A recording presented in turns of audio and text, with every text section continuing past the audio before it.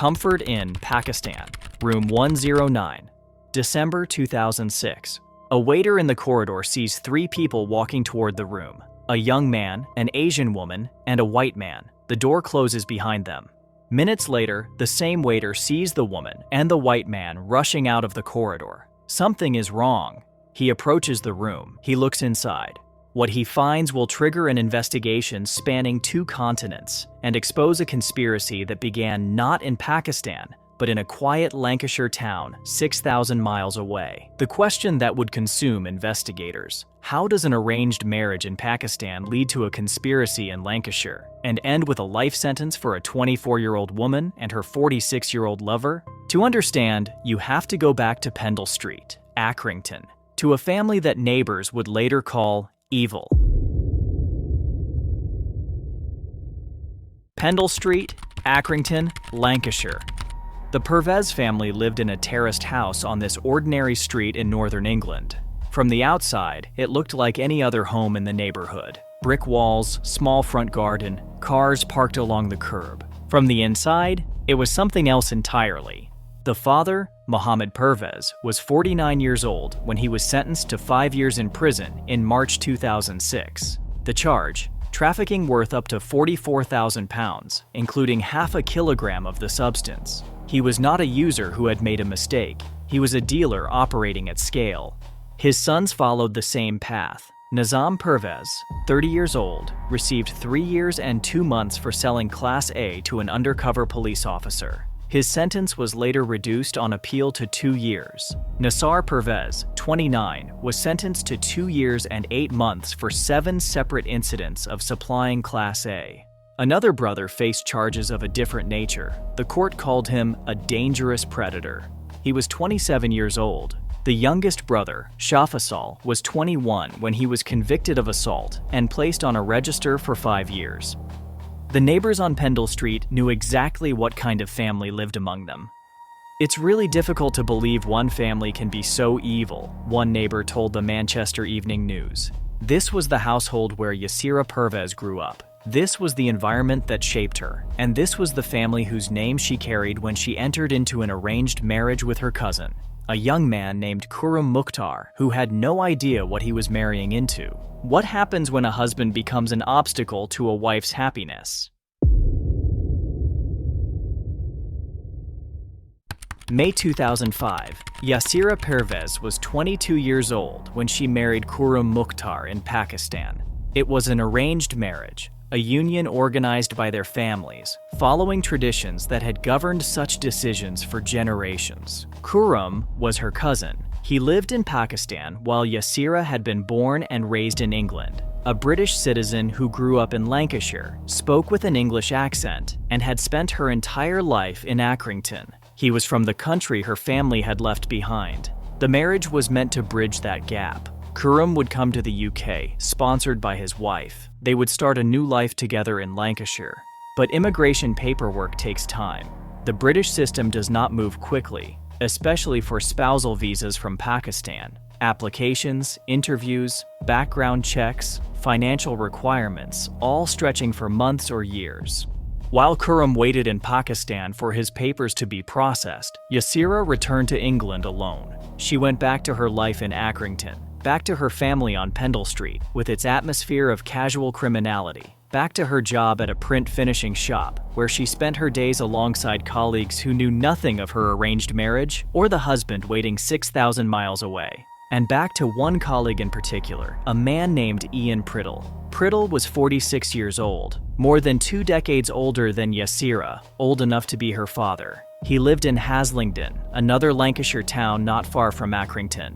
They worked together at the print shop, saw each other daily, shared breaks and conversations, and the small intimacies of workplace proximity. At some point, the professional relationship became personal. Yasira was married. Her husband was waiting for her in Pakistan, counting the days until his visa came through, imagining the life they would build together. He trusted her completely. He believed she was waiting for him too. She was not. How far would she go to be with the man she truly wanted? A problem that grew more urgent with each passing month. Khurrum's visa application was progressing. The British High Commission had approved the initial stages. The final interviews were scheduled. Within weeks, he would have the documents he needed. He would discover Ian Priddle. Yasira faced an impossible choice. She could end the affair, return to her marriage, pretend the past year had never happened. She could confess to Khurrum, beg forgiveness, hope he would accept her back. She could file for divorce, face the scandal, endure the shame her community would heap upon her, or she could find another way. The conversations with Priddle shifted gradually. At first, perhaps, she simply complained about her situation, the husband she didn't want, the marriage she had never chosen, the life that was closing in on her. Priddle listened. He sympathized. He was in love with her, or at least in deep enough that her problems became his problems. Then the complaints became questions. What if there was a way out? What if Khurrum wasn't a factor anymore? What if they could be together without scandal, without divorce, without anyone ever knowing? Priddle was 46 years old enough to know better, experienced enough to recognize where these conversations were heading, but he was also besotted with a woman half his age, tangled in an affair that had consumed his life for months. When Yasira suggested a solution, he didn't walk away. He didn't go to the police. He didn't end the relationship. He listened. Yasira painted a picture for him. A trip to Pakistan. A meeting with Khurrum at a hotel. Private, anonymous. No witnesses from either family. An encounter that would solve everything. They would return to England as if nothing had happened. Khurrum would simply disappear from their lives. His visa application would go unanswered. His family in Pakistan would wonder what happened. But no one would connect a tragedy in a foreign hotel to a woman in Lancashire and her older lover. It was insane. It was monstrous. It required Priddle to cross a line that no decent person would cross. Yasira needed him. She couldn't do this alone. Priddle agreed. Whether he was manipulated or willing, whether he was a fool in love or an active participant from the start, these questions would hang over the trial. What is certain? In late 2006, two people who worked together at a print finishing shop in Lancashire made a decision that would end one life and destroy two others. They booked 2 tickets to Pakistan. Departure, Christmas Eve, 2006. While families across England prepared for the holiday, wrapping presents, decorating trees, gathering for celebrations, Yasira Pervez and Ian Priddle boarded a flight from Manchester to Pakistan.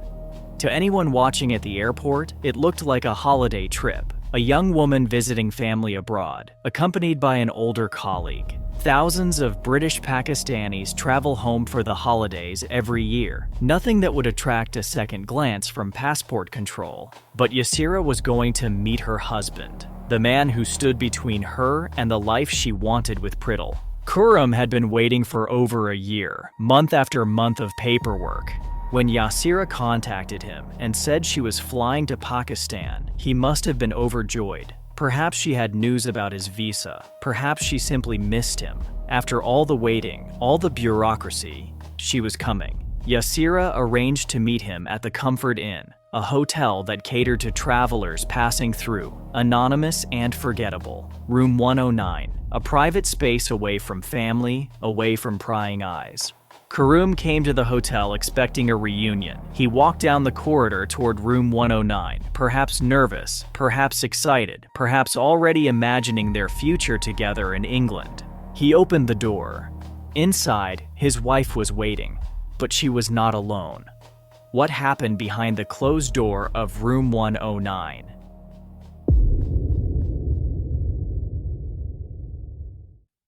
The waiter working that night would later become the prosecution's most important witness.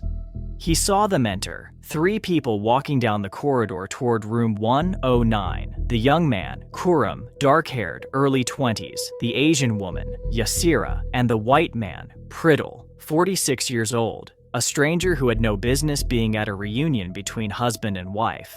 3 people entering a hotel room, 1 door closing. The waiter continued his rounds, thinking nothing of it. What happened inside room 109 has never been fully detailed in public court documents. The prosecution established the outcome, but not every moment of the sequence. The specifics, who said what, who moved first, exactly how Khurrum's life ended, remain known only to the two people who walked out. What is certain, Khurrum Mukhtar did not leave. He was 22 years old. He had spent over a year navigating the immigration system, proving again and again that his marriage was real. He had come to the Comfort Inn expecting to see the woman he loved. Instead, he encountered her and her lover, the man she had chosen over him, the man she had been seeing while Khurrum waited faithfully in Pakistan. Whatever happened in those minutes ended his life. The waiter saw Yasira and Priddle emerge from the corridor, moving quickly, avoiding eye contact, fleeing toward the exit. He approached room 109. The door was not fully closed. He pushed it open. He looked inside. Khurrum Mukhtar lay in the room, the young husband whose only mistake was loving someone who had already decided he was an obstacle to be removed. The waiter raised the alarm. Hotel security was called. Pakistani authorities were notified. By then, Yasira and Priddle were already gone. Could they escape Pakistan before anyone connected them to what happened?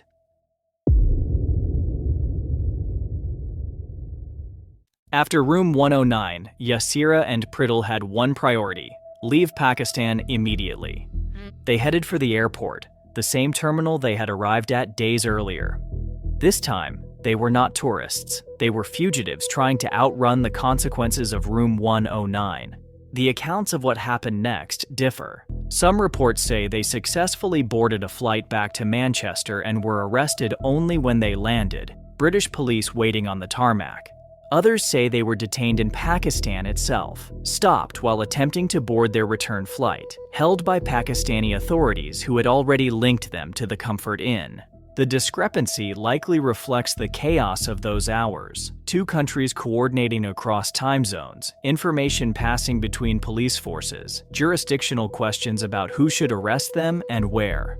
What is certain, they did not escape. British authorities learned that Khurrum's wife, a British citizen from Lancashire, had been in Pakistan at the time with a 46-year-old colleague named Ian Priddle.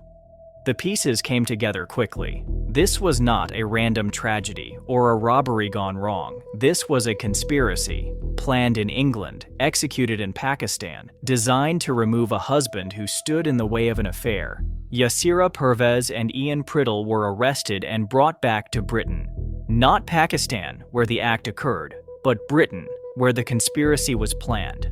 The law allows this. British courts have jurisdiction over crimes planned on British soil, even if executed abroad. The conversations happened in Lancashire. The relationship developed in Lancashire. The decision to fly to Pakistan was made in Lancashire. But was there enough evidence to prove they planned this together? The case against Yasira Pervez and Ian Priddle was built on the architecture of conspiracy. British police faced an unusual challenge, prosecuting a crime that occurred in Pakistan using evidence gathered across two continents, involving witnesses who spoke different languages and operated under different legal systems. They started with what they knew. Two British citizens had flown to Pakistan on Christmas Eve 2006. Days later, one of their relatives, Yasira's husband, was found in a hotel room. The same two British citizens fled the scene and attempted to return to England. The arrest happened at Manchester Airport. After fleeing the Comfort Inn, Yasira and Priddle had managed to board a return flight to England. Perhaps they believed that once they crossed the border, once they were back on British soil, they would be safe. That Pakistani authorities would handle it as a local matter, that no one would connect a young woman from Lancashire to a body in a hotel room 6,000 miles away. They were wrong. Pakistani police had moved quickly. The waiter's description, an Asian woman, a white man fleeing room 109, was circulated. Hotel records showed the booking. Flight manifests revealed two British passengers who had checked in days earlier. Names were matched. Passport numbers were flagged. By the time Yasira and Priddle's plane touched down at Manchester, British authorities had been alerted through Interpol channels. Officers were waiting at the arrivals gate. Yasira Pervez and Ian Priddle walked off the flight expecting to disappear back into their Lancashire lives. Instead, they walked into handcuffs. The interrogation began immediately. Priddle denied involvement. Both claimed ignorance, but investigators had already begun building the case. They traced the relationship between Yasira and Priddle from the beginning. They interviewed colleagues at the print finishing shop where both had worked. Co-workers described seeing them together, noticing the closeness that went beyond professional courtesy. The affair was an open secret among those who paid attention. They documented the timeline with precision. The marriage in May 2005. Yasira's returned to England while Khurrum remained in Pakistan awaiting his visa. The affair that developed over the following months.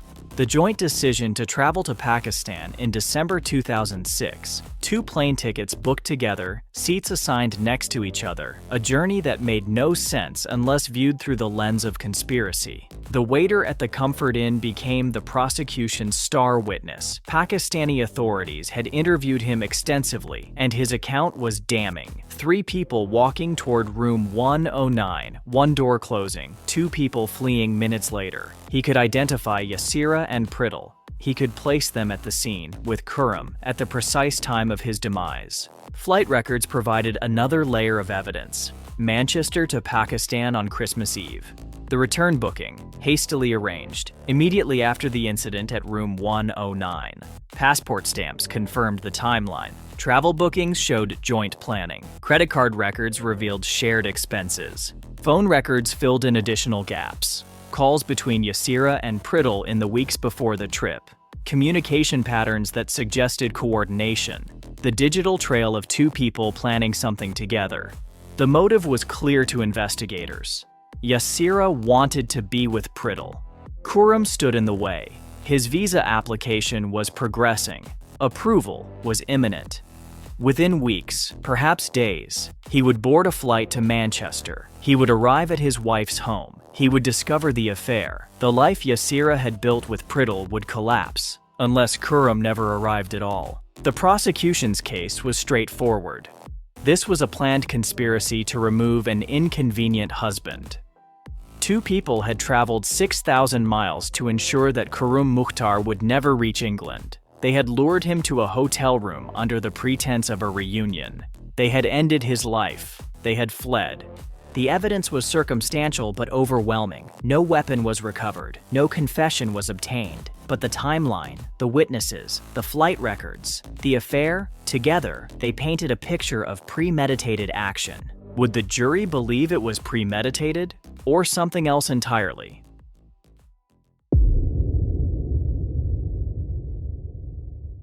Manchester Crown Court, December 2008. Yasira Pervez, life imprisonment, minimum term of 21 years. She would be 45 years old before she could even apply for parole, and application does not guarantee release. Ian Priddle, life imprisonment. The 46-year-old man who had helped plan and execute the conspiracy would spend the rest of his productive years behind bars.